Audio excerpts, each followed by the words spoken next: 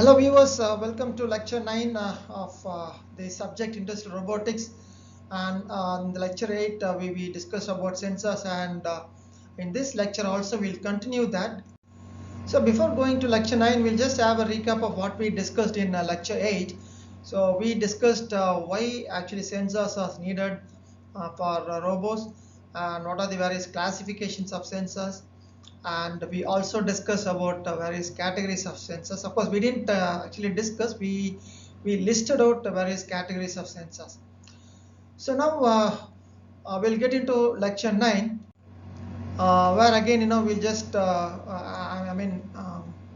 showing it again here, various categories of sensors based on their functionality: tactile sensors, proximity sensor, range sensor, machine vision system, and other miscellaneous sensors. Suppose we'll go one by one. First is the tactile sensor. As the name says, whether the sensor has come into contact with an object or not. So that's basically a tactile sensor. So indicates contact between themselves and other solid objects. So the solid object is the key, because this sensor, let's assume that it comes into contact with a liquid. So that obviously it cannot sense it. So that's the reason why the word solid is highlighted. So in the context of robotics, a tactile sensor is one which will indicate the contact between the sensor and other solid objects. So next is, of course, the tactile sensors. Again, there are two categories. One is the touch sensor, which gives you a binary output signal. So what does this mean, binary output signal? So it only says whether an object is there or not, whether the sensor has touched the object or not. So if the output signal is 0, means let's assume the end effector has not touched the part. If the output signal is 1, means the end effector has touched the part. So that's why you say it is binary output signal, which tells whether a contact has been established or not. So next is force sensor. Contact and magnitude of contact force between objects. So basically in robotics, where primarily the robots are involved in material handling, right? So could be material handling, machine loading, unloading, wherein the robot has to not merely touch an object, but it has to hold, it has to grasp the object by applying sufficient grasping force, so that during the operation of the robot, the part doesn't fall down. So unless you have a force sensor to measure the force of the gripping, then you cannot perform the operations. So these are the two major so touch sensors. So as we discussed earlier, these sensors will indicate whether a contact has been made or established between two objects. So let's assume a robot's got two fingers, right, and it tries to go approach an object, and when it tries to close the fingers, so there must be a sensor which will tell, yes, the fingers of the robot has touched the objects. So it will only say whether it has been touched or not. It will not tell you what is the magnitude of the contact force. So that will not be sensed by a touch sensor. So have you come across any touch sensors, right? So the devices, simple devices, or limit switches and micro switches. I don't know, maybe if you recollect in your workshop or machine shop, where you have come across the lathe, when you want to have automatic turning, right? So there are limit switches. The position of the limit switches are fixed according to the length through which the workpiece has to be turned. So once the carriage touches the limit switch, the direction of the motor is reversed and it goes to and fro. And of course, micro switches plays a similar role, but only thing is that the name says they are smaller in size. So here you can see different limit switches. So this is the position where when an object comes, this is a spring loaded here, So when it falls over this, it is being pressed here. When it pressed, so here the connection is established and thereby a signal is given. And this is, different designs are there. They are here again. So here you can see the switch, and here when the force is applied, the switch gets activated. So this is another type of micro switch. And again here in the top right hand corner, you can see the animation. So this basically tells whether an object has passed through that. So let's assume that the parts continuously come in a conveyor, to ensure whether it has come or not. That is one. And also using this signal, you can also make a count of it. Every time an object passes, it presses the switch and you get a signal, and you put it onto a counter, it will tell you how many objects have passed through. So these are all simple limit switches and micro switches. So where it gives an output of 0 or 1, means whether a contact has been established or not. So next is force sensors. Very obvious. Without sensing the force, the end effectors cannot perform their roles.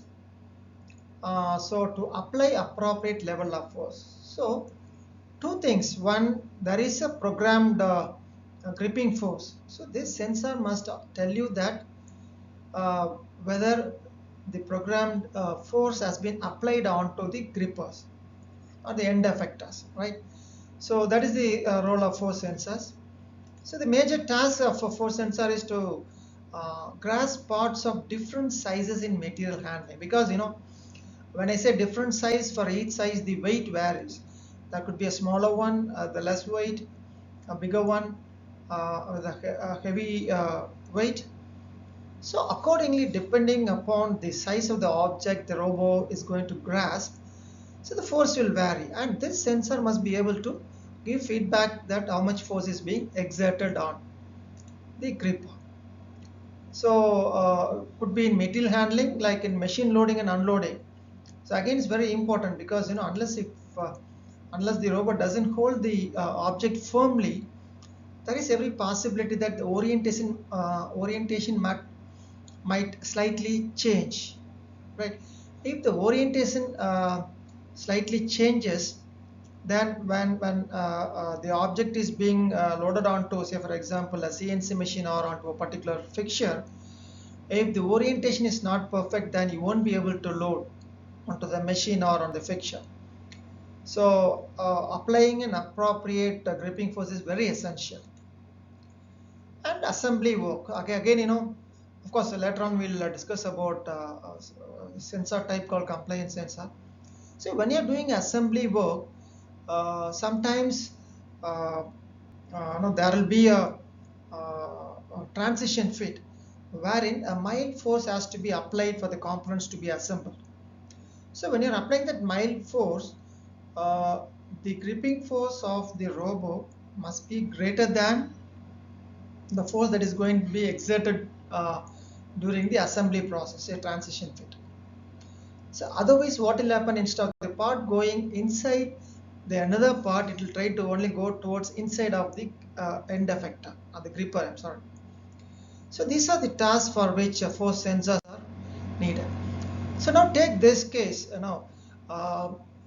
case of industrial robots, where mostly you deal with solid objects. In some other industry, say food industry, where like what is shown here, the robot hand is holding an egg, which is fragile. Of course, that technically, you show the angle at which this is holding now, it can withstand a lot of force, but in the perpendicular direction, it cannot withstand much of force. So it has to apply exact amount of force.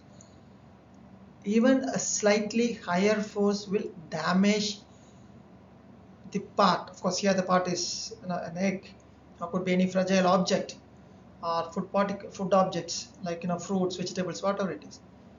So that is the importance of force sensors.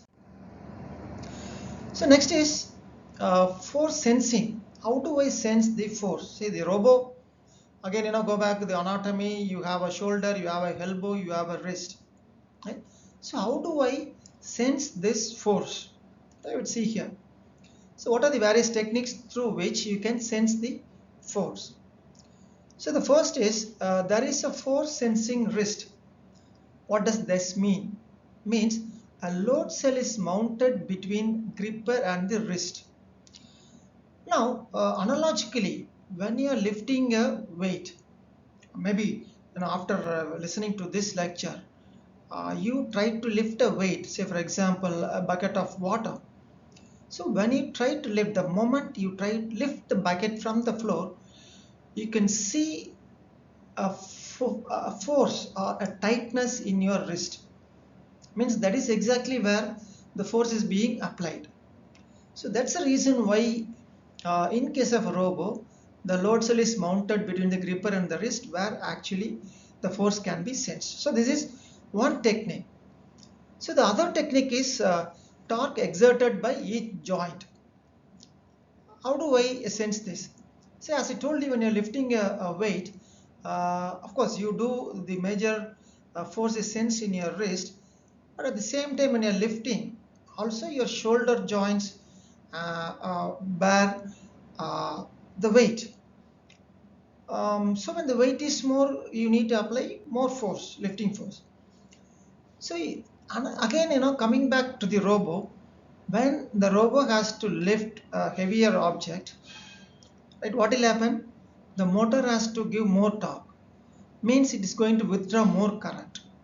Means the load that the robo is lifting and the motor current are directly proportional. When the weight is more, the current is more.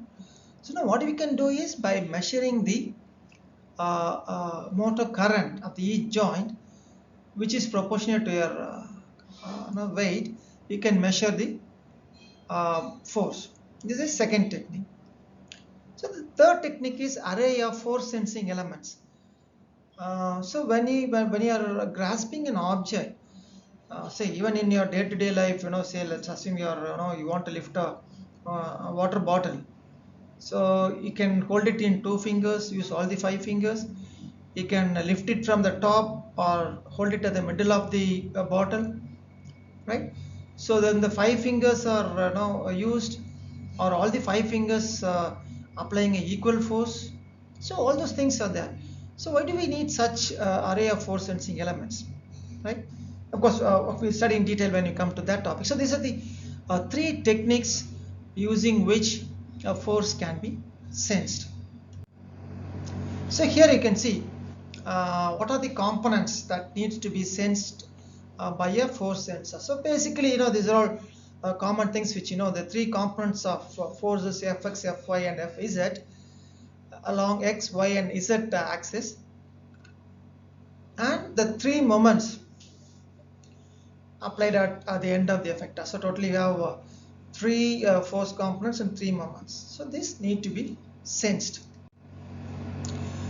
So just a diagram here to tell you this is your force in Z direction and this rotation, a moment here. Similarly, force in X axis and a moment about X, force in Y and a moment in Y. So this is simple, just to say how a torque is applied. The torque is equal to the force that is being applied and the distance, the force that is being applied and the distance at which it is being applied. So that gives you the torque. Right. This is again a symbolic representation. Probably you can say it's exaggerated or zoomed in. You cannot expect so much of deflection here. So here you got a gauge which will be subjected to tension.